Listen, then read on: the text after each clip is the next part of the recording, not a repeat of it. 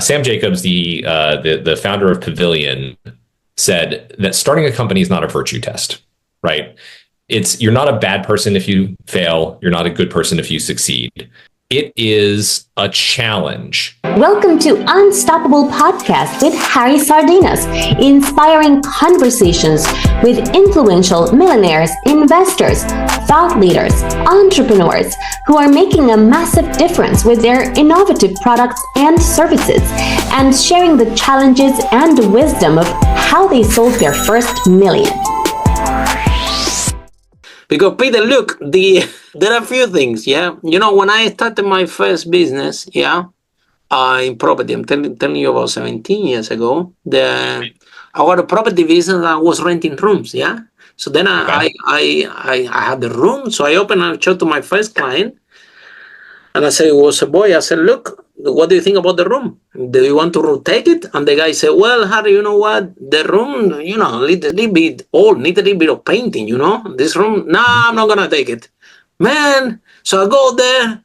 I need to rent the room. I need the money. So I go there. I never painted any room in my life, anything. So I went there. I buy the shop. Yeah, I'm speaking with the shop owner. I talked to the shop owner. Listen, I never painted a room in my life. And the shop owner telling me, yes, I know. Because the stupid question you're asking, I can't that you never paint. Say, man, give me a paint. I'm gonna paint the room. So I went there, I paint the room, I paint myself, the floor. Big disaster. Anyway, room painting. Second client come again. I said, look, do you wanna take the room? Look, paint it, yeah? Clean, right? And the girl said, well, but you know, it's a little bit cold, this room, you know. Yeah, it's clean, but you know, there's nothing here. No, I'm not gonna take it. I'm like, man. So I go to IKEA, you know, these bed sheets. Oh yeah. They sell, they're pink, orange, and red. Nothing more warm than that. Yeah? I live in London, so I pick the more colorful thing, and then I pick a painting, black and white, just, you know, with a little bit of red as well. And I think on the way I pass by the Chinese shop, on £1 I buy a basil with flour, yeah. And then the third girl come and said, look, this is the room. Do you want to take it? And the girl said, yes.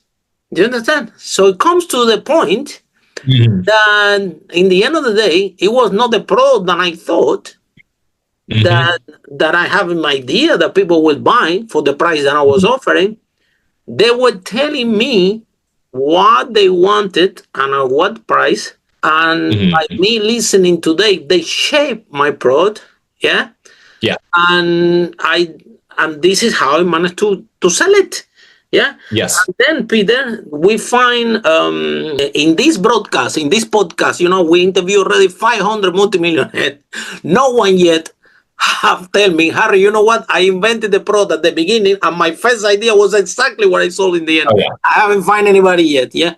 Still, and we see this in tech a lot. I'm enhancing in this because in these 5 steps that you share, where you have experience, you exit the company, you know what you're talking about.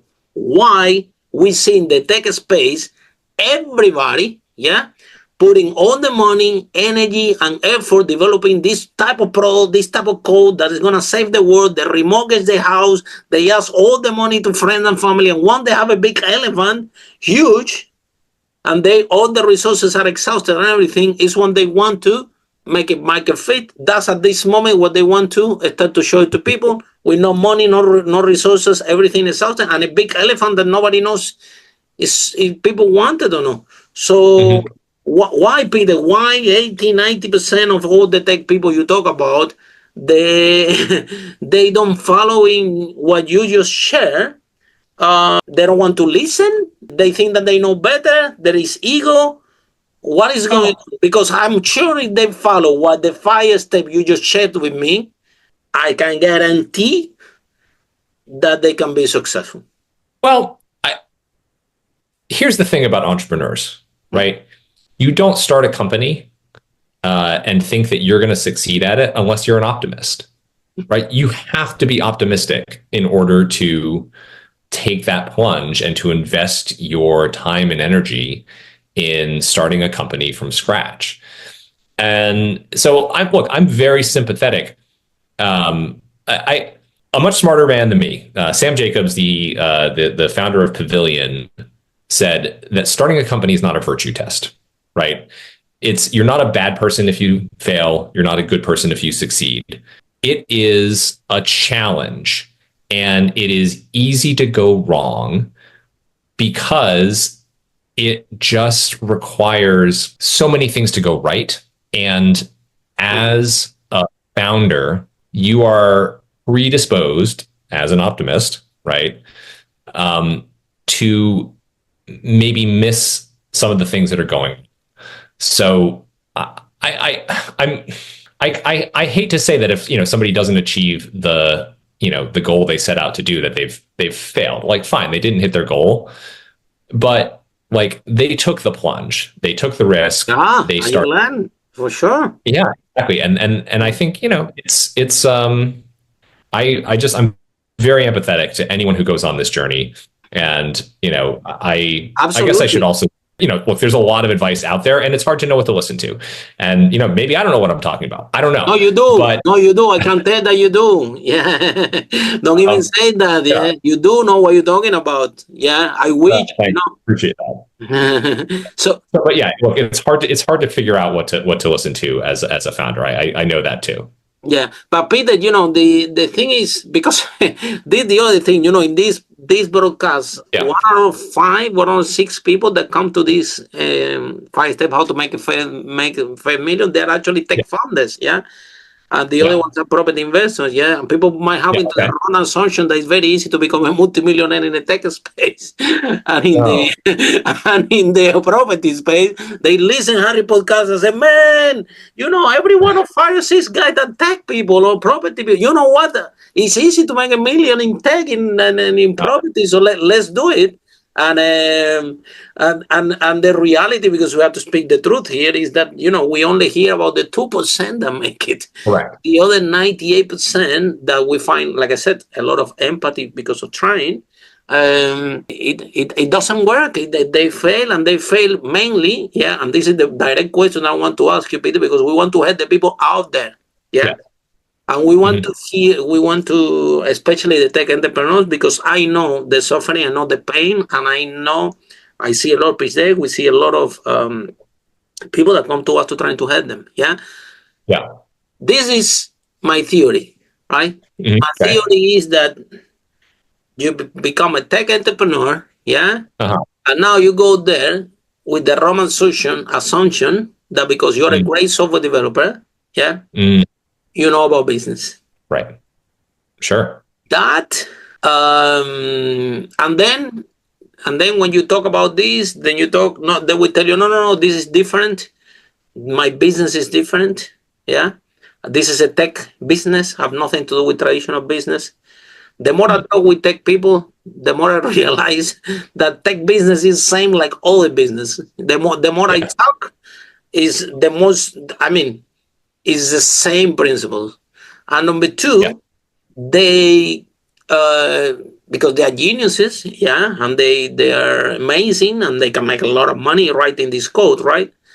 They go to this mindset that they know better. And then you have Peter here, they already exit the company, they already been through the journey, giving you 5 steps, and then the 5 steps that he's sharing have nothing to do with what you're doing. You keep raising money, you keep developing, you keep building this elephant, you keep not talking with the people in the market, you keep not doing, and then you complain what you know moving forward. So Peter, tell us, let me ask you a direct question to you. In what moment you surrender your ego and say, you know what? I had to let this Peter, I know everything go, and I had to be flexible, and I had to surrender, and I had to listen to the market, and I had to create an amazing culture in my company. Yeah, that's the other thing as well. Yeah, and create an amazing culture in my company so I can succeed. So when you decided to surrender your ego that you know everything and you're actually going to become a leader, and look at you thinking, because I know it's hard. Yeah, this one is tough. Yeah.